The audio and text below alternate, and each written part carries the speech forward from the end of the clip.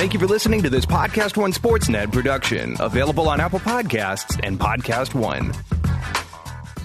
All right, thanks for the download button on the Unleashed Show. We are just 3 days away from WrestleMania 32 in Dallas, and that means we're just 3 days away from your chance to do a DDP yoga workout with Diamond Dallas Page himself. He's in Dallas. Dallas is in Dallas, and he's holding a special DDP Yoga WrestleMania workshop on Sunday from 10 a.m. to 12:30 p.m. at the Larry North Fitness Center at Solana Club. You can work out with Dallas himself, learn some breathing techniques, set some goals, ask him questions, and take a picture or two. And if you're not going to be in Texas this weekend, you can still change your life with DDP Yoga. Just order the program at ddpyoga.com/Austin, and then you will receive 3 free months of the new DDP Yoga Now app. And this app is money, people. Scientific, badass. Dallas has thought of everything, and you can do live workouts from the DDP Yoga Performance Center. You can access recipes, cooking demonstrations, and nutrition guides. Nutrition guides are important, and you can do it all from your phone. Dallas is giving you everything you need to get on a path to healthier living, and he's making it as easy as possible, doing it for the working man. The DDP Yoga Now app is available at iTunes and for Android. So get the DDP Yoga program at ddpyoga.com/Austin and take advantage of the 3 free months of the DDP Yoga Now app. Like Dallas always says, all you got to do is commit. So make that commitment now at ddpyoga.com/Austin. The following program is a PodcastOne.com production. He started in a small town in Texas. Worked his ass off to become one of the most famous wrestlers of all time. We're going to take care of business tonight, and that's the bottom line. And now he's dominating the world of on-demand audio. And he's doing it for the working man. This is a damn good outlet for me to spew the bullshit off my brain. Yeah! This is the Steve Austin Show. Unleashed.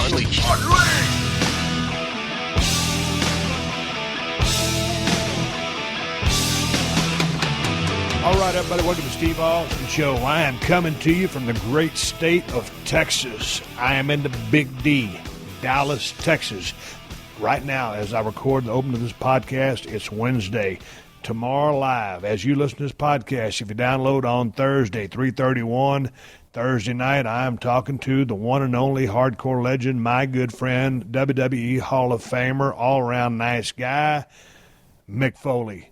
Looking forward to talking to my good friend and a guy who has influenced a hell of a lot of people with his career and impacted a whole lot of people who loved watching him do what he did. He had one of the best runs in the history of the business. I'm talking to him on Thursday on the Stone Cold Podcast on the WWE Network, and it will be live and in living color. I'm looking forward. AT&T Stadium, the house that Jerry built.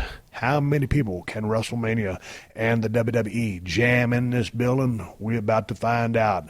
I wish all the guys and gals going to do battle and put on a show the best of luck. This is the time to maximize your potential, your opportunity.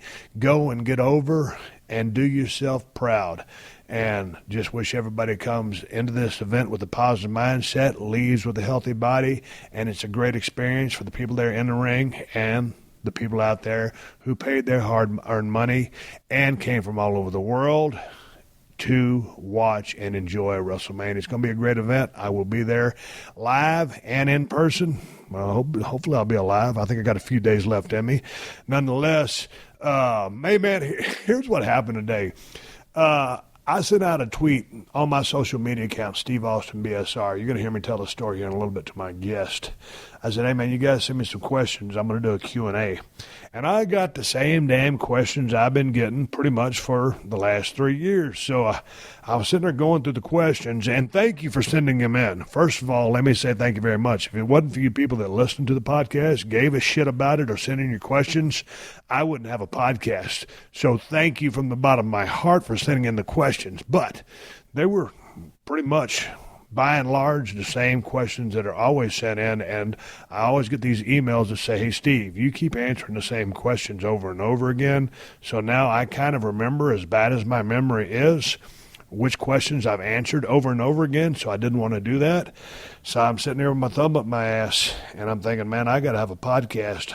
I turned in the last show real late and put a bind on Stacy because it was so late, and she works her ass off, so I figured I've got to do something. So I went down to the green room, and I rustled up the Big Show.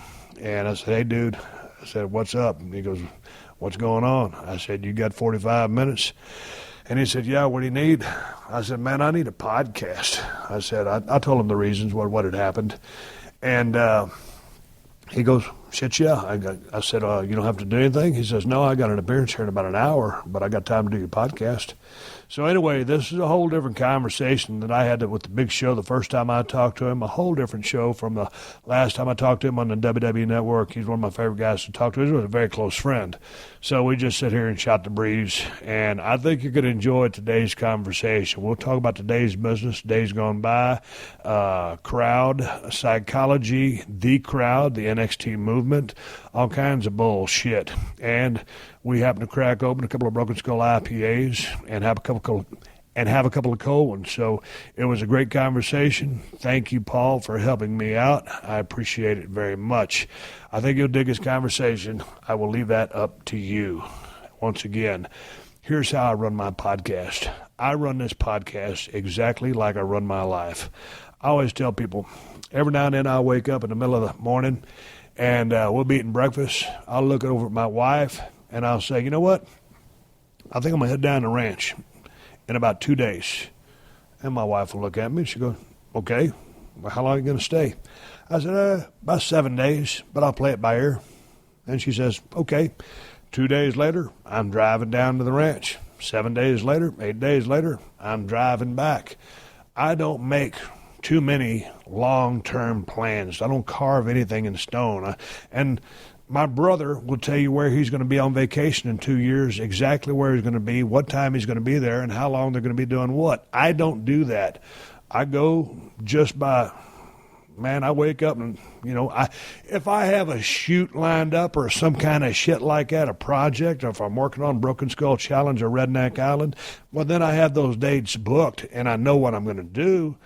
But other than that, as far as the podcast goes, play it by ear, fly by the seat of my pants. That's what I've done my whole life. Sometimes it works me into a jam, but that's just how I roll. And that's my lifestyle, and that's the way I do things. So all of a sudden I got those same questions. I was like looking out this damn window thinking, dude, you're going to turn in a boring-ass podcast, and your listeners are going to be pissed off. Hell, I do this damn show for the working man and the working woman. They need something better than you flapping your gums about the same questions you done answered 20 times before.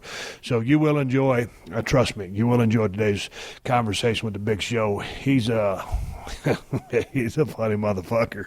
And again, thank you for your questions that you sent in to the show. And with that being said, one more shout-out, Wrestlemania 32, happening this Sunday, Dallas, Texas, AT&T Stadium. You can watch it free on the WWE Network. It's a great time to try it out. But anyway, let's take care of some business. Let's get into my conversation with the Big Show. It's funny as shit. You're going to dig this. But anyway, I can't say enough about the 5-4 Club.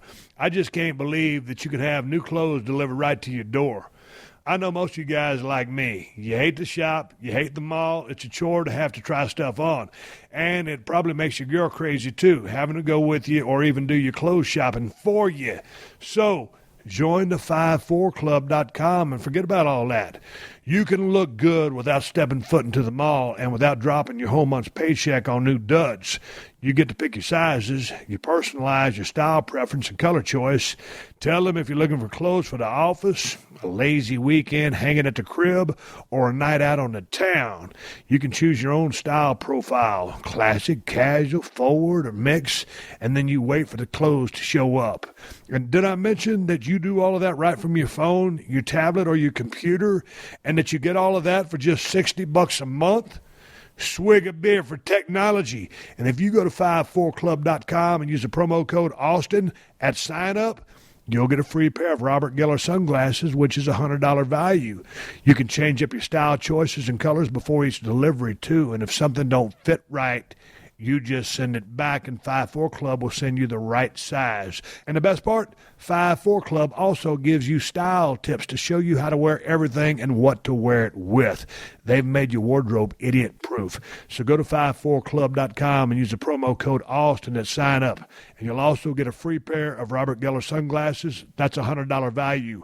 That's 54club.com and use the promo code Austin at sign up. PodcastOne.com is proud to be the nation's largest ad-supported network, providing you over 200 of your favorite shows with limited commercial interruption. And guess what? What? Now, we're going to give you even more. Oh. Yes. That's right. For less than the cost of a dozen Krispy Kremes, You can now fill your face with Podcast One Premium. our newest edition, which gives you access to exclusive commercial-free interviews from big names like Seth Rogen, Bryan Cranston, Charles Barkley, Vince Vaughn, Mark Wahlberg, Steph Curry, and more. Amazing! Plus original content from our biggest shows, not available anywhere else on the planet. That's not all. Unlimited access to over 3,000 archives. A chance to ask your favorite host anything you want, and possibly even meet them. Wow. So now you can have it both ways. Listen like you always have and spend a little cash supporting our sponsors. Yes, thank you. Or spend even less and get a whole lot more with Podcast One Premium. The choice is yours. Sign up for premium now at PodcastOne.com.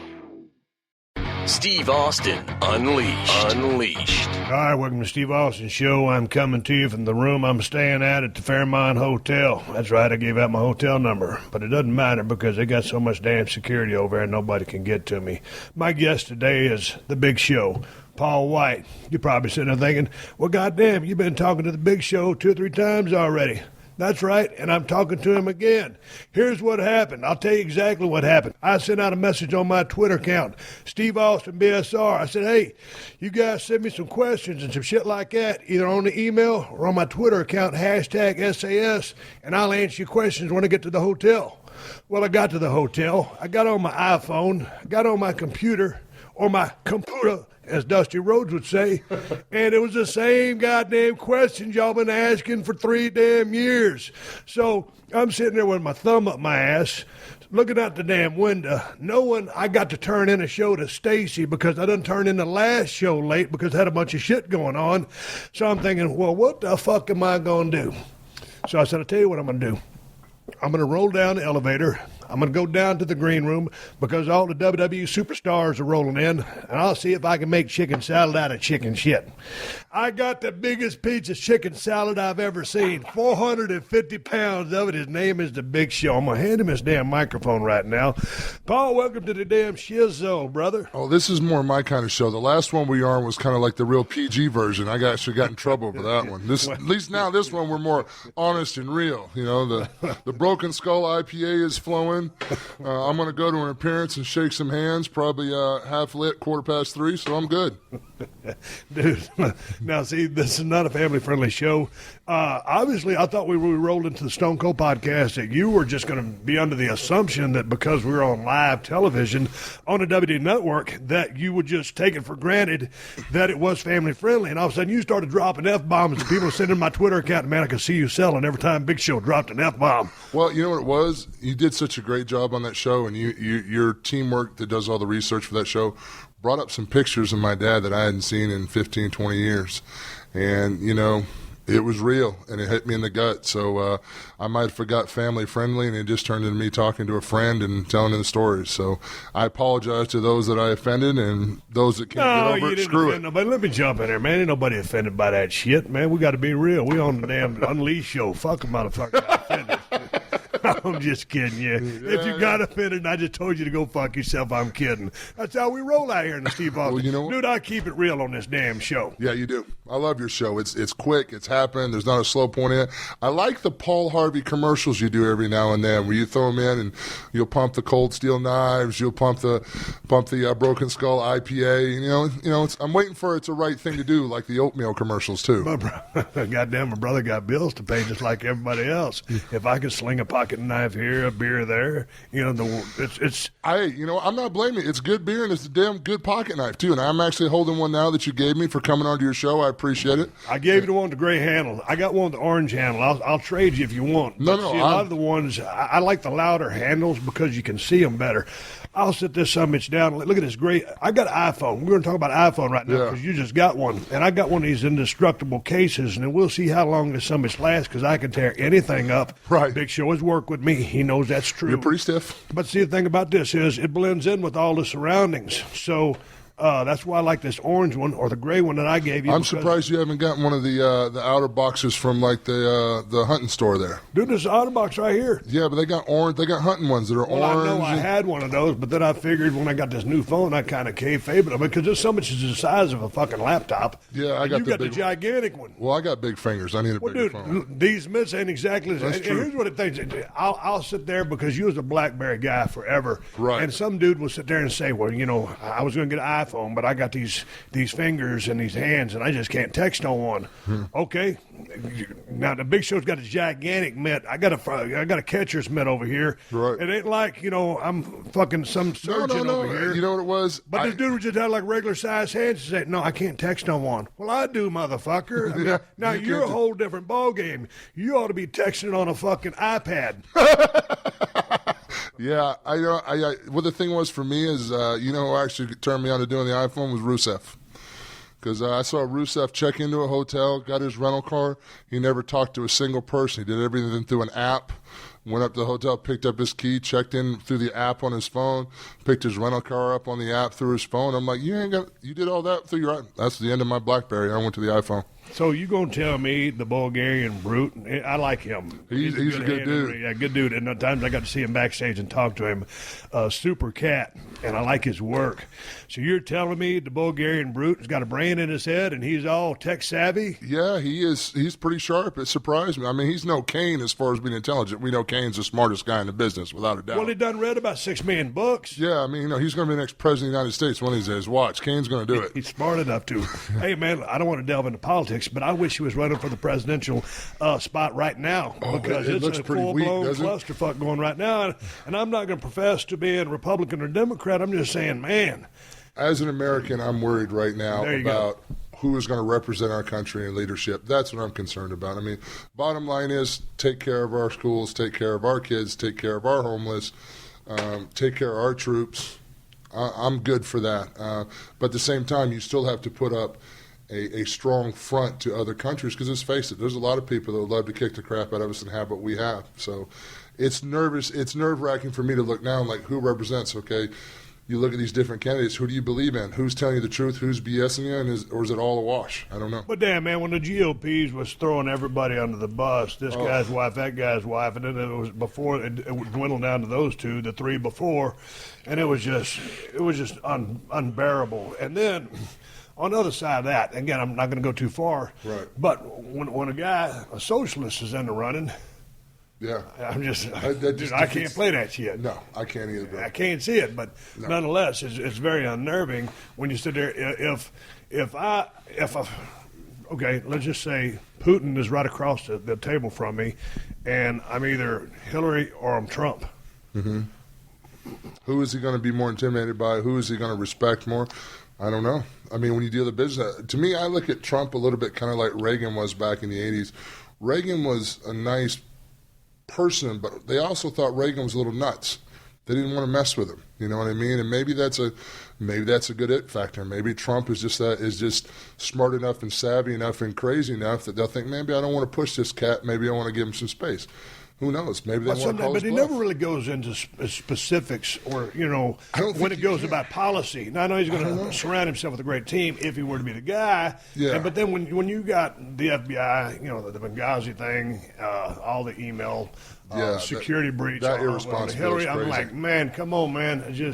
Let's get off of it. So, hey, you got Rusev's phone number? Because I would you just give me his phone number? I'm some kayfabe and send him a text. I just want to send him a text. Now, the text would just say 2 words, but I'll go ahead and use the accent. I just want to text him like 6 times a day. Rusev, crash. All right, I'll look you up. He's a good guy. He's going to say, dude, what the fuck is going on? He's a good guy. How did Austin get my phone number? Yeah, okay, favorite. Okay, no, I'm just kidding. I ain't going to get Rusev's phone number. But, hey, man, we're sitting here in Dallas, Texas, drinking a couple of Broken Skull IPAs. Shameless plug. I gave that's a damn good beer, by the way. Now, there's I'm not a whole afraid lot of guys in Dallas, Texas, in the Fort Worth area, in the United States in general, much less the world, that would just pick a 7-foot guy that weighs 450 pounds to fuck with. But if they do, he's now armed with the cold steel Broken Skull Steve Austin knife. So watch your ass if you see this motherfucker coming, because you will see him coming from a long ways off. Yeah, I'd hate to have to cut you with my pretty knife. Hey, dude, we're at WrestleMania, and I was talking to you down in the green room because I've been watching some old clips. People always send me this old shit from back in the day. Right. And half of it, I guess, is analog or VHS stuff off YouTube. Stuff that I did back in the day. But I was watching shit from 2000, 2001, seeing your ass in the company. Youngster. Yeah. How many WrestleManias you been a part of now? I think this is my 16th WrestleMania. And performing in? Yeah. Working in? Yeah, So yeah. you weren't on the sidelines. You've been actively. Yeah, I've been in every WrestleMania except 2007. I was off that year. I took that year off, but I've been in all of them. Yeah. You always look forward to the big shows because a lot of people get clammed up. Some people get nervous. But I think, speaking for myself, I always look forward to it because it was a proving ground. Right. And I would dare say like 99% of the boys and the gals. When I say the boys, I mean the girls too. Right. I'd say 99% of the boys, they're ready. Yeah. I mean, this is our. You work hard to be at this show all year. This is our Super Bowl, Triple Crown, Stanley Cup, whatever the analogy is. I mean, the only difference is we don't have an off season. We'll just start right in Monday, and here we go till next year. Everybody looks forward to this show. I think there's going to be a lot of cats. It's going to be their first WrestleMania this year. Some of the younger guys that have come up from NXT and stuff, they're going to be performing. I think the biggest thing about this show that really is throwing me a loop, and we're filling this big-ass building, this big-ass house, we are missing a lot of our big dogs just due to injury. We don't have Seth Rollins. We don't have John Cena. We don't have Randy Orton. Luke Harper's out injured now. Cesaro's still hurt. Neville just got hurt. Yep. I mean, so you're looking at these guys that are really important players in the product, in the show. How do you fill those holes? And you know what? We have so much talent. The holes are being filled. We got some exciting matches this year. So it's going to be, I think it's going to be a really great WrestleMania. But in the back of my mind, I'm still thinking like, wow, this is a hell of a challenge. I wouldn't want to be in Vince's spot right now trying to put this card together when I'm missing John Cena and Seth Rollins. I mean, you got to figure how hard both of those cats, John's like absolutely ridiculous how long he's been able to work on top. Like him or not, like his style. No, but just I admire John because I'm telling you something. He's the same fucking dude that walked in day one to me today as he was the first day he walked in. He's the same cat, and he hasn't changed. I agree, and the guy didn't get anything handed to him. So, I mean, dude, everybody hated him. They held him back. Yeah. Because they didn't know what to do with this guy coming with the rap thing. And all of a sudden, I mean, he's good at it, and people started catching on to it. So, anyway, here we are all these years later. I give him a shout-out just because of how tough and durable he is. And then when he does get hurt, how quick he comes back. Nonetheless, he's in a little bit behind the 8 ball still with the shoulder, the rotator cuff, or whatever that was. But here's the thing. You go into a big show like WrestleMania, all the people that you just named are gone. If you get on the internet, there's so many people say, when is Cena going to finally put somebody over? When is Cena going to stop holding everybody down? Cena's gone. Seth Rollins is gone. Cesaro was kept trying him. He's almost there. He almost makes it and he gets back down. I love a guy. Neville got hurt. He's a dynamic guy. He's going to be good. He's a veteran in the business. Luke Harper I love. But anyway, so those guys are all gone. Randy Orton, tried and true veteran, second, third generation. He'd never held anybody back. But, I mean, nobody ever – Big Show's telephone just went off. It's a gigantic iPhone. You didn't take that call. No, I don't. If it's Rusev, tell him I want to answer and just say Rusev Crush. Rusev Crush, yeah, that was my stupid alarm. We're drinking Broken Skull IPA, so Big Show owes me one of my own beers. Yes, sir. But my point is, nobody's holding nobody down here because if there's ever an opportunity to shine, it's right now with 5 spots on the roster open. That's such bullshit anyway, Steve. When people say that's a smart mark on a couch trying to be a wrestling coach, that's not the way this business works. You know, this business is about opportunity, and you're given opportunity. You know what I mean? Everybody has an opportunity. John Cena's on top for as long as he's been on top because the cat, you can't catch him. He outworks everybody around him. He's in shape. He has a look. He cuts the best promos. He represents the company well whenever he goes there. He's a tried and true guy that puts asses in seats. I'm sorry, I want John Cena on the show. Just like when you were working, I wanted Stone Cold Steve Austin on the show. I wanted Rock on the show because I knew there were going to be asses in the seats and I was going to make a good payday. John Cena doesn't hold anybody down. John Cena's made more stars since he's gotten made more stars. That's the thing people don't understand. Being champion isn't about winning. When you get that strap, 9 times out of 10, everything's on your head. You got to fill asses in seat, keep ratings up, and you're there to get other guys over. You know, I mean, you know, when you're a champ, that's the whole deal. You're trying to get other talent up to your level and get them over. Dude, and that's the thing. Get them up to your level because you got to have a dance partner. It's one thing to draw a house by yourself. It can be done, but it's the best and easiest. Hey, man, you want that person you're working with to be exactly as over as you or more over than you, whatever the case is. You want the motherfucker to be on time. Yeah. So firing. Yeah. Just like a drag car. You want all cylinders firing, everything's going, everybody's running hard. And that's what the thing that I think people don't understand too is like our TV sometimes we've got that extra hour of TV on Raw. I don't think that helps us sometimes because there's too much talking, there's too much bullshit. And the matches that should have more time don't get enough time. You know, it's like a lot of matches that I've had lately has been 6 minutes. Okay, well I got a minute worth of entrance. The other guy's got a minute worth of entrance. You got 4 minutes. You can't tell a story in 4 minutes. You can't. It's damn impossible. You can't. You know, and the matches that people think are so great are the matches that usually have 2 segments, 3 segments, because we give you time to get emotionally invested. I think that's one thing we make a mistake of because we're too concerned about people channel flipping because there's so much going on, so they keep Raw so fast-paced. I think we hurt our product a little bit sometimes by not giving people matches they can get emotionally invested in. But you think, man, I go back to watching some of the old stuff because people send me these clips. I was watching a thing where I think I was coming back from an injury. I don't remember what the fuck the storyline was going. I forgot half the stuff I did. But the deal was, Me too. It was The Rock, and he was going to work with Triple H. And right. So Vince goes out there, Stephanie's out there, and we're opening a beer here. Teamwork. Normally have a. I'm gonna put the mic down. All right. There you go. Good job. We captured all that. That was Big Show with a gigantic mitt on a beer, and I was trying to pry the cap off with my and pocket hold your knife. microphone. No, you need to pour that at a slant so it doesn't foam up so much. Yeah, I know. I'm not a bartender. Anyway, I what drink happened the beer. was... I don't pours the beer. I drinks the beers. I was just coming back from something, and then Vince goes out there and he holds up a program. This program, many of which you purchase here, says something on the inside. It says, card subject to change. That being said, Stone Cold Steve Austin will not be here tonight. A little bit of booze, and all of a sudden, but before they started cutting that promo, the crowd started rumbling, and Triple H was already in the ring. Rock was yet to come out, and he was on fire at the time. But, man, that crowd was hot. I mean, they started rumbling, and this is before the announcement. I'm just saying they were alive. They knew something was coming. So all of a sudden, they go out there. Here comes Briscoe. Here comes Briscoe. Here comes Patterson. Yeah. They start fucking with The Rock. They get a ton of heat on him. Shellac him with the chair, Vince does. And right when Triple H is about to pedigree him, bam, they crash that music, and that crowd come up through the damn roof on my intro. And then later on, they would come out, Earl would come out there and count the 3 count. But my point is not to brag about my entrance blew the roof off. They set it up by the announcement. And then, but the way it was built, Rock was in jeopardy. Yeah. Both guys were super over.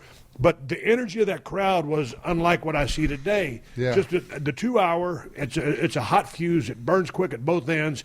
3 hours goes on just a little bit too long because, man, you can't throw everything but the kitchen sink at people every single week at 3 hours of time. You have to pace it. I mean, you got to pace it. I know and sometimes we have some really hot shows that are like cooking. It's like, yeah, that's what I'm talking about. And then we got to taper back, and there's a lot of talking and this and that and yapping and there's still some damn good shows, no doubt. Yeah. But I'm just saying, when you're watching a 3 hour epic every week rather than that quick burn 2 hours, because if you watch NXT or if you watch Lucha Underground, I mean, it's on and then it's off, and it's like, goddamn, I want more. Yeah, you want more. Yeah. So then at 3, when you watch a 3 hour show at that 2.5 hour mark, I mean, you're starting to pull your ear like Vince does. Yeah. It's like, get me out of here. Get me out of here. So, I don't know. They're at 3 hours too long. I'm beating a dead horse. Yeah, but I mean, here's the thing, though. I mean, I guess the ratings are so good, people are still watching it. I just, like, for me and my product and watching our product, I think a lot of times,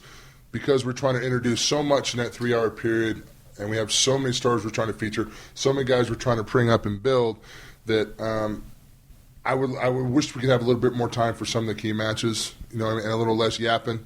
And I'm okay with not being on Raw. Personally, I'm okay with not being on Raw every week. Everybody's seen my damn face. I'm good. I can show up every couple of weeks, help somebody out, do a tag. I'm good there. I like working the live events. That's my deal anyway. That TV, I've been on TV enough. I'm sure everybody's sick of looking at my ass anyway, believe me. I'm tired of the long days at TVs too. But, unless you've got something to get people emotionally invested in, it's really hard. It's funny. We just did a show 2 weeks ago in Philly, and they had me go out and cut a promo. House show? I know it was TV. It was Raw. Okay. And I went to Vince and said, Vince, please, dear God, don't let me cut this promo. I mean, this is Philadelphia. I start talking in 20 seconds, they're going to start chanting, please retire. I mean, you know how bad Philadelphia can be, right? Philly can be brutal. Oh, God. I love them because they can be so brutal, but when depending on if you're babyface or heel, you dread it. Yeah, I'm a babyface. And I'm sitting there telling, I've had 38 turns. So people are keeping up on the internet. I'm like, it's not my choice to turn. I promise you. I'm not, I don't have schizophrenia. I would like to be one way, but this is the way it works. So he says, I said, how about you have social outcasts out there with the Andre Trophy and let them talk shit? Then I'll take offense to it, come out, then Kane can come out, and we'll do it that way. He goes, no. He says, you know how to talk to these people. He says, you can do it. You go out there, you just be you. If you don't like what's written, just go out there and be you and talk to them. So I was all worked up in the back. Because there's nothing worse than trick like a motherfucker. Oh, my God, yeah. And you fall for it. And I'm sitting there, I'm in the back. But he convinces you and gives you the confidence. So let's just say fall for it. You can fall for a lot of things with Vince, but when he's talking you up because he believes in you and to your veteran, and you can talk to begin with. Right. So he was just pumping you up. So I went out, did the promo, and I had a bunch of stuff in the back of my head waiting for him. What happened? They loved me. They didn't turn on me. And I don't think the promo Philly, you cocksuckers. Yeah. I don't think the promo was as good because I had so much shit in the back of my mind to fire back when they turned on me that my promo was flattered and piss on a plate because they didn't turn on me. You know what I mean? I had worked for them to turn on me. I had all kinds of good lines to get them laughing, to turn them, and they were already like, yeah, we like you, Big Show. We appreciate you. And I'm like, well, hell, that didn't work, did it? Dude, here's the thing. I did the same thing when I did Triple H on the podcast 10 months ago, whenever it was. The internet, the IWC was just irate about everything that was going on.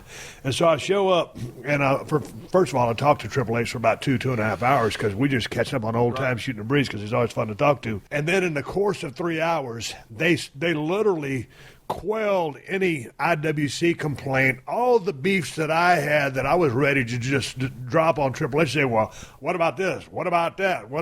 And with pointed, comments and notes of why everybody was so pissed off. And that one episode, they kind of cured everything. And I was sitting there thinking, well, way to go, dipshit. You prepared a lot of defense or offense that was going to be done to represent the IWC, and fuck, they just killed you. They sank my battleship because they answered all the questions on my show, so I shouldn't have prepared myself like that. Sometimes you get yourself worked up into this way, but it's the other way. Yeah. So you just need to go in there with open mind and just say, fuck it. Yeah, it was a funny thing, though. The Philly thing really got me because I think in 20 years, Philly has Philly, New York, the Garden, they'll let your ass have it. If you're not there and ready to play, they know and they'll let you have it. And I was just dreading it because I talk on the mic, but most of the time it's shit I don't want to say anyway. Oh, I'm 500 pounds. It's like, I know how damn big I am. I don't need to run around and tell everybody how damn big I am. You know what I mean? And I think my promos have gotten better the past year anyway, because I don't say a damn thing that kid hands me with that sheet of paper to write. Like, they hand me the paper. Well, we need to get, okay, Vince wants me to promote this. He wants this. And, okay, good. And then every time I come back through the curtain, that's very good. That was very good. I didn't say a damn thing that he wrote. It's ridiculous. Hey, next time, if you're going to do the "Hey, I'm 500 pound" thing, could you say "Hey, I'm 500 pounds" and I use a Cold Steel Broken Skull Steve Austin? And I prefer the Broken Skull IPA Pale Ale. Yeah, thank you. Okay, I'll get on that. Appreciate you working with me. No problem. All right, let me jump in here for a second, Paul. Let's take a break here and take a pause for the calls to the sponsors that keep this show on the air for free. I'm coming back with a big show. It's Wrestlemania 32 on Sunday. Hey, man, we've all had those times when you need a little extra money, and I've got a real easy way that you can come up with that extra money. Drive with Uber. I know you guys know all about Uber, and I know most of you have the Uber app on your smartphones already. But did you know that Uber and the Uber app can help you make extra money driving your car? And the best thing about driving with Uber is that it's totally flexible. You make your own schedule. You decide when you want to drive. You get to decide how long you want to drive. Whenever you want to make some extra scratch, just turn on the app and drive. And it's really easy to get started. all you got to do is go to drivewithuber.com to sign up for free. You can do it right now from your phone. Drivewithuber.com. You just answer a few questions about yourself and your car, and then you get approved. Once you're approved, you start driving. I told you it was easy. So start enjoying the flexibility of working when you want and earning extra money on your schedule. Sign up to Drive with Uber today. Go to drivewithuber.com. That's drivewithuber.com. One last time, and I'll spell it out for you. drivewithuber.com.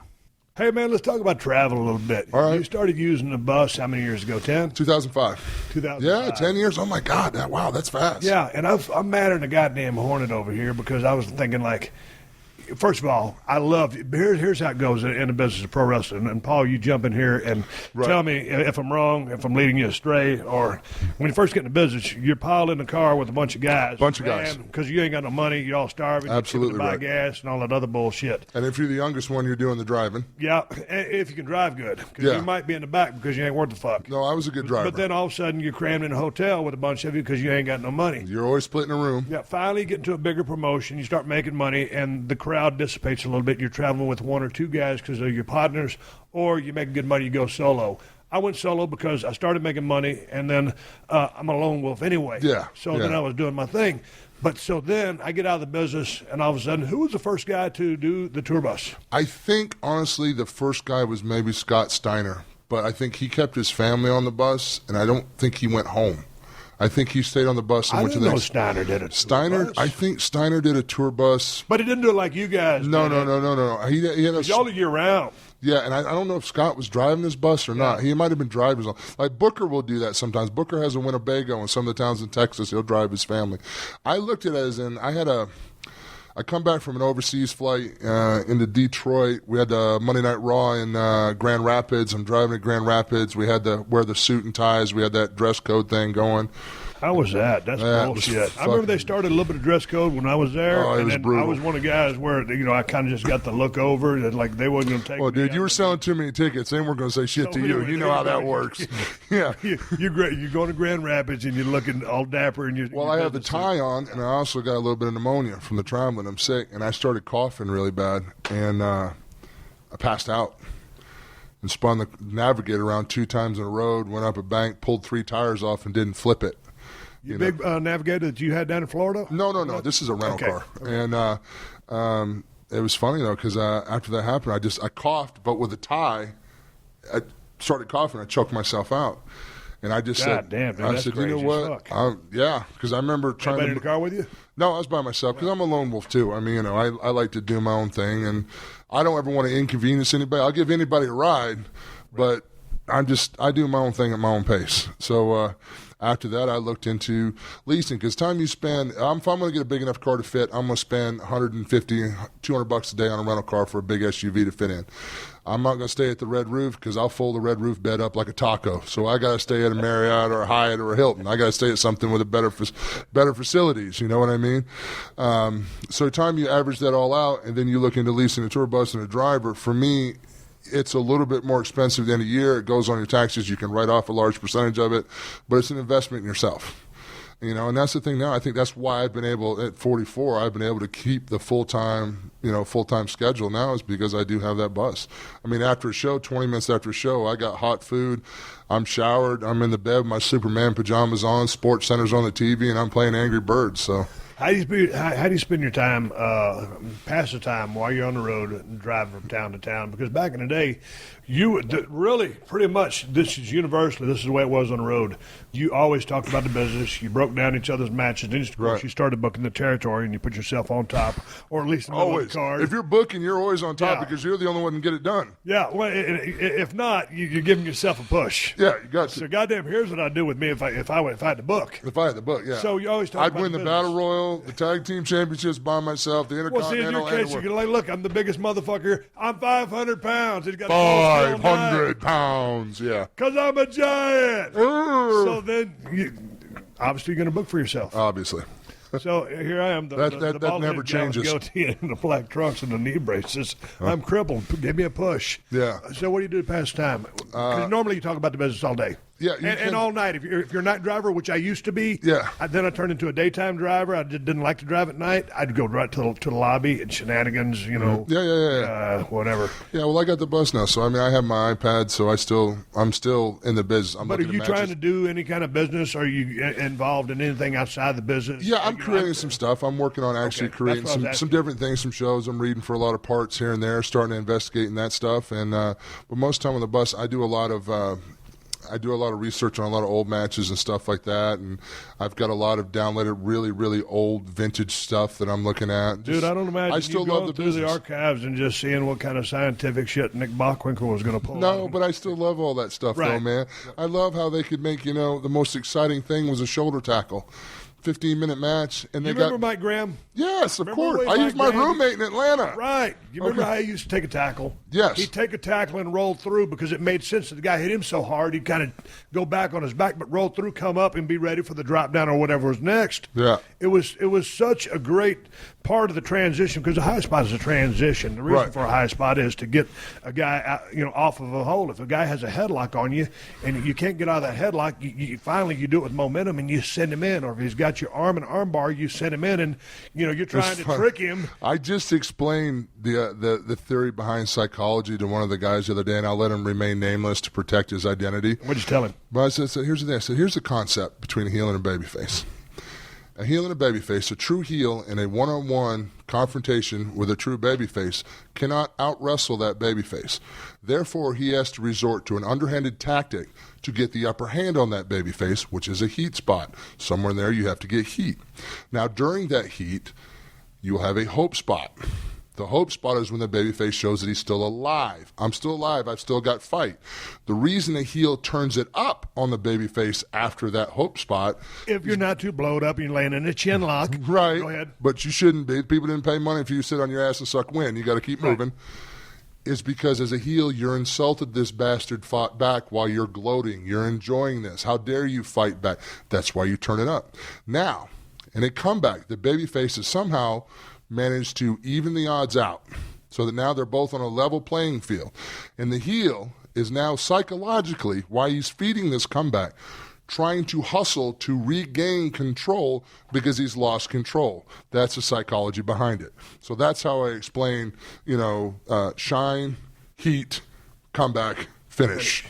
Yeah, and it's like that babyface, after finally being ground down for so long, then the heat, it continues to mount, and hopefully that babyface is over. The crowd gets behind him. Here comes the crowd. All of a sudden, here comes the babyface.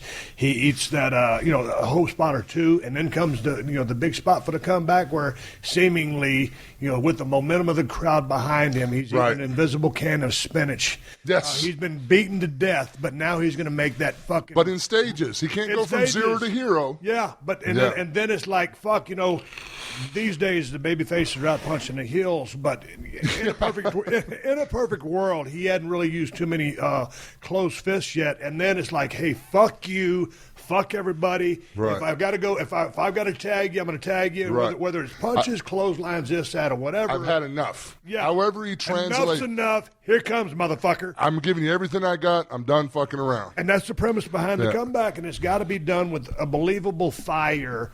And there's a difference between, I think, and I think it's individual to each guy, real fire and manufactured fire. Yeah. And the same thing with the mean streak is being a heel. You can act mean, or you can really be mean. Yeah, I think Brock Lesnar doesn't have a problem demonstrating a mean streak. Oh, no. No, because he's a mean dude anyway. He's the greatest freaking guy on the planet. Yeah. One of my dearest friends. Yeah. But, Brock's a no bullshit guy for real. And he translates that. You know what I mean? So I think it's tough for a lot of kids now because some of the guys can't translate that or don't understand why. That's why I try to help them sometimes. That's why I'm out here killing all the talent that all the smart marks think I'm doing. I'm actually taking all my old ass and I'm trying to help them and understand a little bit so it'll help them to help their character to get better, What do you think about I like to call it, well, I don't know that I'm naming it myself, but I now refer to it as the NXT movement because I feel something with that. I think what it is I think it's amazing because you see the hunger in the kids' talent, and they haven't been cookie cutter stamped to fit WWE Raw or SmackDown. Yeah, they haven't been harnessed. They've been able to creatively explore. They're sticking with. I mean, they're sticking with the basics. They're sticking to true work. There's nothing fancy about what they're doing. But they're hungry. They're free. Yeah. They're hungry and free, and I think that's the biggest thing. It's a little different with us because I think Paul does a really good job at NXT of understanding how to give these kids more time, give these kids a little bit more freedom on the mic, give these kids a little bit more freedom in their matches to go out there and get yourselves over. It's the old edition, I dare you to go get over. He's given them the opportunity to do that. And I think that's one of the things that hurts our program now with a 3-hour Raw because there's so much shit crammed in there, guys aren't getting a lot of time to get over. And, up here, you got 2 weeks with something, then boom, it's gone. They're on to something else. And that's not a fair assessment to give anybody new that's coming in. Nobody can get anything done in 2 weeks. It takes time to get stuff done in 2 weeks. And that's why I'm really happy with NXT because you see these kids get a chance to get over, they build a following. It's just like when you used to work the independent territories. You got over in those independent territories and you work Portland, you work Texas, you work Tennessee, you work Florida, you work New York, Maine, North Carolina. You work all those, and pretty soon when you're nationwide, everybody knows who you are. So they're following you, they're behind you. That's what I love about this NXT movement because it reminds me a lot of the loyal old ECW fans, how passionate the ECW fans were. It's the same kind of feeling because, here's the thing. A lot of people don't want that corporate cookie-cutter stamp that is the mainstay. They want to feel that rebelness. They want to feel that fighting against a system that's different. I mean, that's like you got embraced when you were doing your thing and you were on fire. You were the man that fought the establishment and it worked. So I like that. But the thing also that I noticed about the crowd, seemingly to me now, if you did a study of the demographics, I could be completely wrong, but it seems like I know there's a lot of crossover, big crossover, because it's basically the same company. Right. But NXT is a different division. There seems to be kind of a younger crowd. They're a more hip crowd. It's like the crowd. I was going to call them hipsters. Yeah. And I don't like the word millennial. So, that's too big a word for me to spell. It's kind of it's the first time I ever heard it. You got a college education, don't you? You got an education, don't you? Yeah. I don't have a college degree. I had 17 hours to graduate, but when I left, I did have I think I had a 67 average. That ain't bad, right? Hey, I turned out okay. You turned out okay. But there seems to be it's more of a hipster crowd, and I mean a wrestling crowd. But it's definitely to me, and there's a lot of kids at the big show. No pun intended. No pun intended. I meant the WWE, Monday Night Raw. Well, we have a lot of. You see, that's the thing too is we have a lot of families. We have dads coming with 6 or 7 kids, the nephews and the cousins and the sons and daughters. So you have a lot of little kids there, and which is fantastic because I love them being a part of the product and I love putting on shows for them. But the fire and energy that we used to get in the Attitude Era when we were working towards that 18 to 35 crowd, you know what I mean? That was a different energy crowd. A lot of these crowds that we have now are the younger kids because they're so excited to be there. Now, the NXT crowd isn't pulling the younger kids.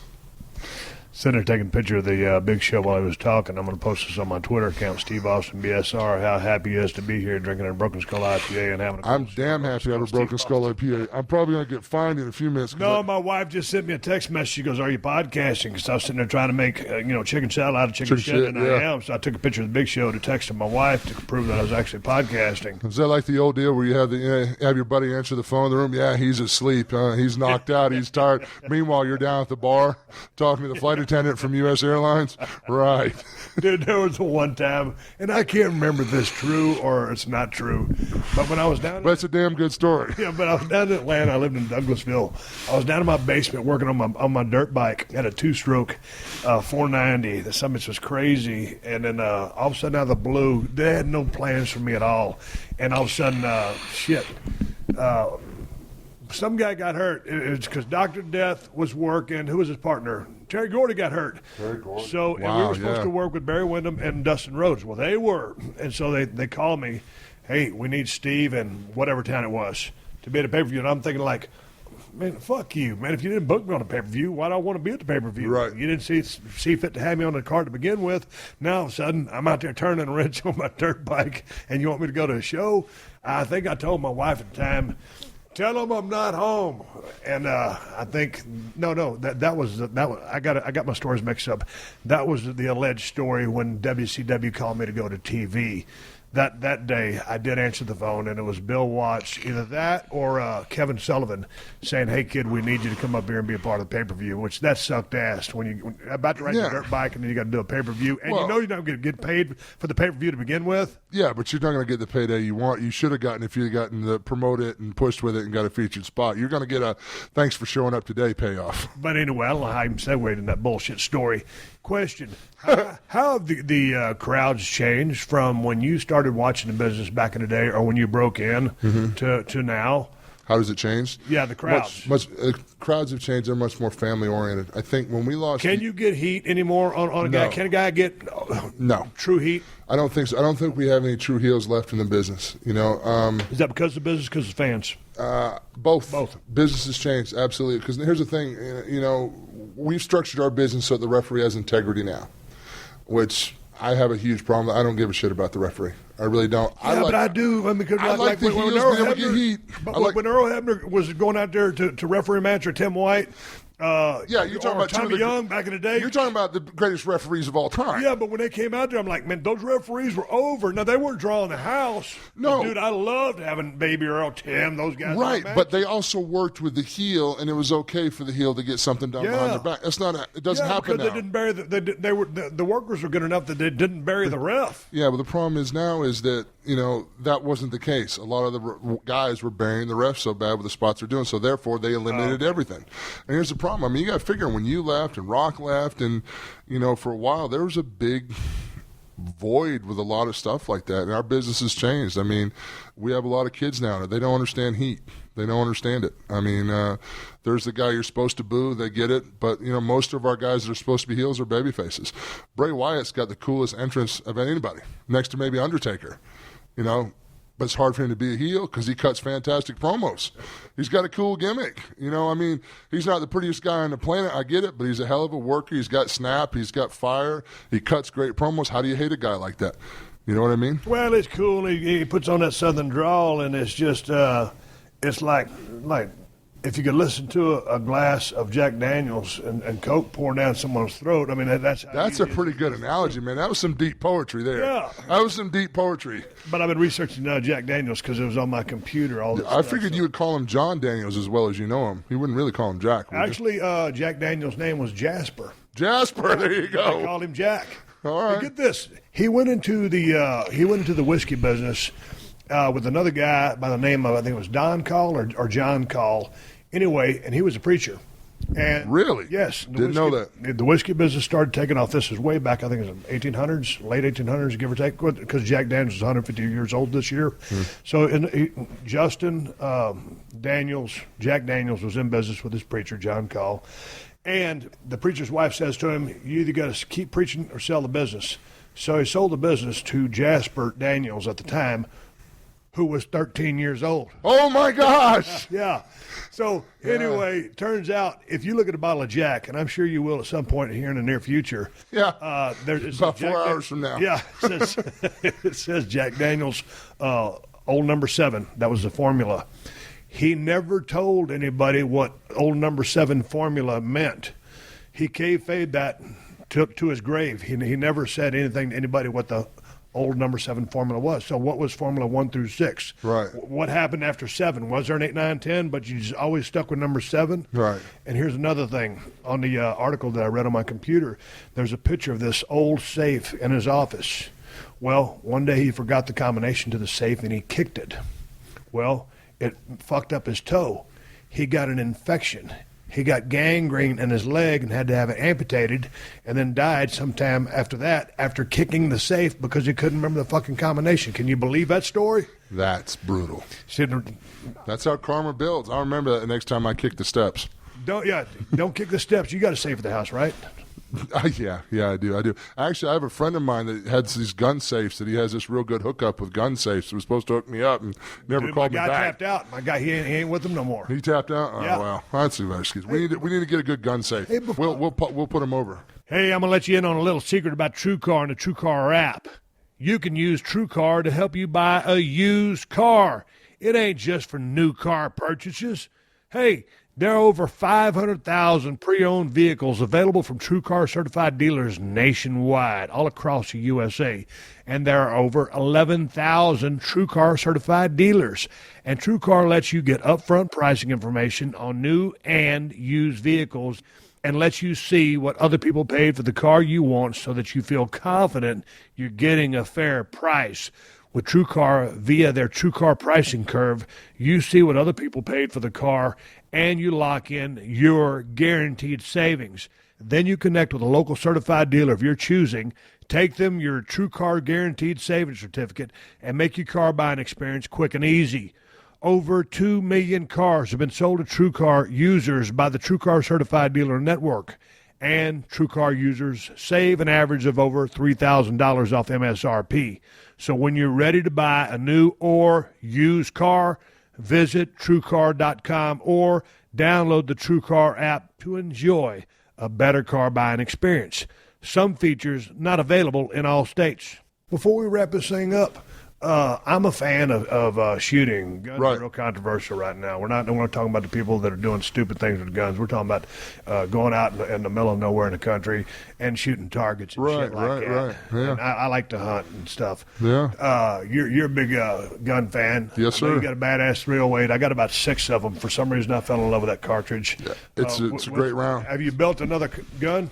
I've built a couple ones. I've got a M4 right now, 223 with an 8-inch barrel suppressed. It's a real fun little rifle to play with. What was the deal with getting the suppressor cleared? Because I'm well, you got to get your stamp. I did my incorporation and did the. I'm in it right now. I'm still in my waiting period. Yeah, it takes a while because sometimes usually like Florida, Georgia, South Carolina, and Alabama all have one guy that does all the paperwork for that stuff. So, I like to suppress stuff just because it's easier on my ears. Yeah. I mean, I still have the good cans and stuff. I mean, I have a suppressor on my Glock that it looks like something out of Blade Runner. I almost feel like an asshole when I use it at the shooting range because it's about 22 inches long with a friggin' suppressor on it. It's pretty crazy. But my personal favorite weapon that I have out of all of them, I've got an MP5. I've got some other cool things, but my favorite is my Kimber 45. I love it. I just so you dig the single action over the double action? Yeah, absolutely. But why so? Because here's my point. When I leave, I put one. I carry 45 myself. Right. When I'm at the house or at the ranch. Big ass rattlesnakes out there. Got to have it. Yeah, I'll tell you a story about that. And so I got my wife a 9mm. Right. It's a Glock. And for a lot of people like the Glocks. But listen, here's the reason why. Because I love a Kimber too. I got 5 of them in the safe. Right. So I dig it. But when you're thinking about single action and you're talking about someone who does not shoot a lot and who is not proficient with a gun but needs the protection, the Glock has basically 2 or 3 built-in safeties, one on the back of the gun, one in the front of the gun. When you pull the trigger, you have one. Right. On the single action, speaking of the Kimber, Colt, whatever, you got to flick that safety on and off, and you can go cocked and locked. You can do whatever you want, but in a time of stress, if someone's charging down that hallway, I just tell her, hey, when I leave, I put one in the pipe. I say it's hot. Center mass. Right. So she knows all she's got to do is pull the trigger. Right. That's my only argument for a double action. Yeah. I'm not saying Glock. Well, I'm here's saying double action. My problem with a Glock is my hands are too big. I mean, I have one, but I have to do all the components right. How much bigger is that fucking Kimber? I figure as a guy like you just go get a big-ass Desert Eagle. No, yeah, I had a Desert Eagle, and I felt like the biggest asshole in the world. I ordered it titanium, and it showed up gold, and I just felt like, oh, look at this big asshole with his big gold gun. He's got a small dick. I mean, it was just the worst thing in the world. I was embarrassed to pull it out. Dude, here's a true story. I was leasing a house right outside of San Antonio. There's 400 acres attached to it. Got a Desert Eagle. I got a 50 cal, and I got a 45. Of course, I had to have 2 of them. Right. So I went out there at 50, and I got a pretty good set of mitts on me. Not like you, but nonetheless, I shot that motherfucker, and some bitch jumped up. Some bitch jumped up. I shot about 5 times, and I don't know why I said I could have said pow. But anyway, cow sounded cool. Cow was that was the sound effect that I was using for the gun going off. And I just said, you know what? Fuck this motherfucker. I pulled the clip out of it, ejected the shell. I used it as an ornament on my coffee table for a couple of years, and I sold it to a dude just because I'm so fucking cheap. I didn't see any need to have the gun sitting around if I wasn't going to use it, so I sold it. Most worthless gun I ever had in my life. Here's the thing. I fired a lot of rounds to that Desert Eagle that I had, and after so many rounds, the spring heats up on it. It gunks up real fast. Doesn't eject the casings. Plus, that slide would go back. I still have scars on the top of my thumb where the slide goes back. Dude, when that happens, that's the worst. It just cuts my thumb. So my gun hand's all bleeding. I look like some kind of road warrior, Mad Max Beyond Thunderdome lunatic covered in soot. There's about a 3-foot ball of fire that flies at the end of it. It's just it's a gun for somebody that just wants to. It's not a shooter's pistol. But when you do the thing with the slide, and you only do it really once, yeah, you'll learn. Do it 2 or 3 times, something's up. Well, your hand's too big. Like my hand, my meat's too big for it. So it got me a couple of times. I love that camber. Okay, so you're not stupid, but if you got a normal hand and it keeps happening, right, you're dumb. Put the gun away and leave it alone. Yeah, I don't mess with that. I got rid of my Desert Eagle too. I love that camber. It's all custom out, and it's got like a 3-ounce trigger on it. It's beautiful. The other couple of months ago, it's like a sewing needle. A couple of months ago, me and my wife were riding around my Kawasaki mule out there at the ranch, and big ass rattlesnake coiled up on the corner down there at the south side of the ranch.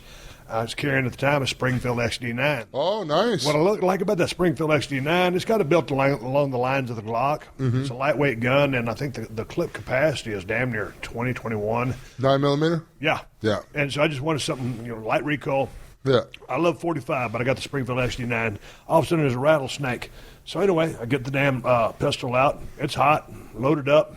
I'm fixing to shoot the damn snake.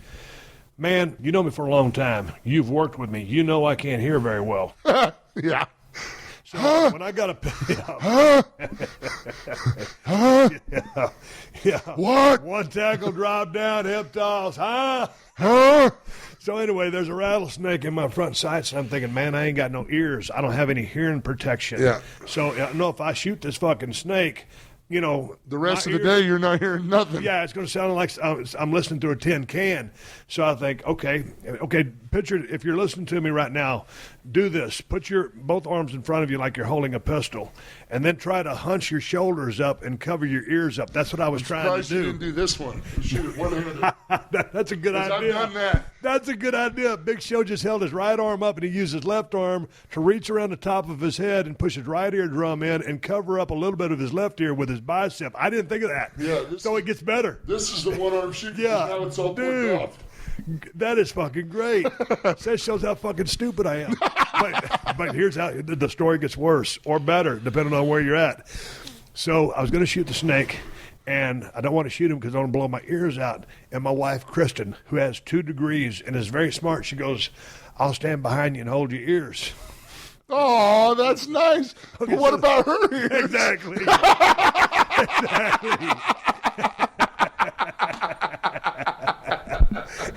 That's what I told her. I said, well, fuck. I said, what about your ears? She goes, I didn't think about that. I should have shot the stage. Bam, bam, bam, bam, bam, bam, bam. Or to do it in other terms, ka, ka, ka, ka, ka. She goes, why'd you have to shoot him so many times? It was a rib. It was a rib. That's awesome. What? Yeah. I don't think I would be getting any. Yeah. It's not good to rib the people that take care of you at home. Hey, so let's do the go home here. It's right. Wednesday. You're here. How many activities you got before Sunday? The big show. The big show. I've got a few activities. I've got some activities that are pretty cool. I've got a Superstars for Hope charity tomorrow night. I'm doing that, and I've got Friday. I've got a golf tournament with some people, which I told them I'm not playing golf. I don't play golf ever since Brian Adams passed away. He's a very dear friend of mine. You know Brian. Yeah. We used to golf a couple times a week. Dude, my golf clubs are rotten. The handles are rotten. I said, I'll come, I'll show up, I'll drive the beer cart, no problem. That's like putting the fox in charge of the hen house, so Friday's going to be a good day for me. I'll be hammered. Nobody else will probably get a beer Friday, but that's just the way it goes when you ask me to show up. Got some cool stuff to do at Access. Got a flag football game with Special Olympics, I think, and got Hall of Fame Saturday night, an Access Sunday morning, and then Mania Sunday night. Man, I came to this company in 1995. The back end, 96, started getting a little bit of something going and then got hot. And I was only around for, a couple, half dozen WrestleManias. Does it amaze you? Because when the first one happened, or the first one happened, but then the third one in the Silverdome, when Steamboat Savage put on that clinic. Was that amazing? It's got to be one of the best matches of all time. Although I think one of that Undertaker Shawn, that first one they had a couple years ago, was one of my favorite WrestleMania matches. If you look at the greatest Mania matches of all time, I mean, Shawn's in half of them. Yeah, it's ridiculous how friggin' good he is. Fucking goofy. I mean, that motherfucker's bad. Everybody knows that. But my point is, although they drew the one house of 93,000 at WrestleMania 3, my point is, can you believe that WrestleMania, the event, has turned into the event? Because that was one night back in the day at number 3. Now we're at 32, and going back the past few years, when you guys were at the Stadium Orlando, when you guys were in Santa Clara last year, 31. I think I'm getting my facts straight.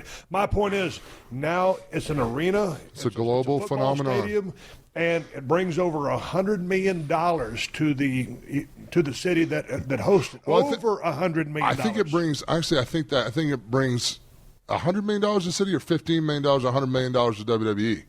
No, it brings in $100 million to this economy. Really? That is phenomenal. Yeah. I didn't know that. That's phenomenal. That's an amazing, amazing thing for the cities. That makes sense why they bid on it. That's good. Anytime, that's one thing about WWE that I will say is very cool about it. Vince's model has always been about giving back. That putting smiles on people's faces just isn't a bullshit slogan to make people enjoy your product. He does get involved with communities. He does want to make sure local businesses do well. He wants to bring economy in because that's Vince's motto. I mean, yes, he makes money, but he also wants people that work with him to make money too. He's never been an all for me and none for you kind of guy. You know that. And wrapping this thing up, it's funny because I was going back to the video that someone sent me on my email. It was 2001. It was Rock and Triple H, and I did a run-in on classic Vince McMahon face when that music hit. But you go back to that moment in time, but and even before, when I first came into the company, and of course those days back when Vince was just doing interviews beside the ring and doing announcing. And I always enjoyed his commentary because it was so enthusiastic. He knew where all the pieces were going because he owned the place he was booking. Yeah. So he could be over the top and he could be a little hokey at times. I thought it was great. I miss that. I do too. I miss Gorilla and Ventura. Yeah, I miss some of that great commentary. Even JR's great. Bobby Heenan. I miss JR's commentary too. Bobby Heenan with it was Gorilla Monsoon. Yeah. But, of course, Jim Ross and Jerry Lawler. But my point is, Jerry Lawler is amazing, too. The old man always, and people will bitch all the time about the booking, and I'm critical of it myself. But that's what we do. If you wear wrestling boots, you bitch about the booking. But that man is out there. When I go back and watch everything that he's ever done, he to one thing he does is if you're a wrestler, if you're a talent, meaning you're an announcer in the ring, this, that, or whatever, he gives you an opportunity. Yeah. He does. And if you can do something with it, he will run with you. He will run with you. And sometimes he'll miss every now and then, but I think by far his percentage is pretty damn good. I mean, he's in the Hall of Fame if we're talking about batting percentage. Yeah. But he just wants to give you your money's worth. Yeah. Every single time. Night. Yeah. And you can bitch and complain. And the business has changed. Yeah. And people will be critical of it, but the man's hungry, and he's still hungry after all the years. He likes to fight. He likes that fight. He likes to go out there and give the best show every night. And here's the thing with him, though. He's got his philosophy. Treat every day like your first day of work. And if you think about the first day on the job, you got a positive attitude, you want to work hard, you're happy to be there, and you're ready to do whatever. And if you can maintain that attitude even after 17 years like I have, it works. I mean, yeah, sure. I bitch about my book and, I could have been a better giant. I could have been this. I could have been that. You know what? In all sincerity, we talked on your show. We said, what ifs? Yeah. Screw a bunch of damn what ifs. I'm pretty damn happy with everything I've done. I've got the respect of my peers. I got the respect of my bosses.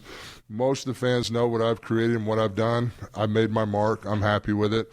I sleep at night, my head on the pillow, I sleep fine. I'm happy as hell. I'm 44 years old, still working 5 days a week on the road with a bunch of great kids, a bunch of great talent, and hell, I got the best job in the world. I want to be, I'm going to be excited to see Vince shake his hand and say congratulations on 32. 32 years in the making from the first one when he put his balls on the table. Balls on the line. Because everybody thought that somebody was going to shit the bed. Wow. And what are you going to, and all of a sudden it blew up. I mean, and from that moment on, it and look how many lives and careers he's made since he put his balls on the line like that. Rock was able to do what he was able to do. You've been able to do what you've had to do. I've been able to do what I have. John Cena, all these guys that have come in, and we've all been able to be successful here. And I majored in philosophy in college. I dropped out of college. I mean, I'd be one of the coolest guys at Jiffy Lube changing oil if it wasn't for this. You know what I mean? I mean, I'm thankful. With all due respect to Jiffy Lube. Yeah, with all due respect. Dude, if I roll up on Jiffy Lube and drive over that island on that pit and I see your big ass down there, I'm like, what? You're going to get the air filters done too, whether you need it or not, right? Yeah. Go ahead and do the windshield wipers. Yeah. Hey, I'm talking to the Big Show. He's got to haul ass, go do some functions. It's WrestleMania 32. Access starts tomorrow. This podcast drops tomorrow. There's all kinds of stuff to do here in Dallas, Texas. People are coming from all over the world to this illustrious, awesome, badass event. It's at the greatest stadium in the world right now, AT&T Stadium. This stadium is unbelievable. I'm anxious to see what Jason has done with the lighting. You know, Jason. Yeah. Spectacular. How many people can they jam in there? We will see, but it's going to be awesome. Everybody's primed up, ready to go. I was in the green room earlier. There's a buzz in the air. The guys and gals ready to go up there and put up or shut up. Put up or shut up.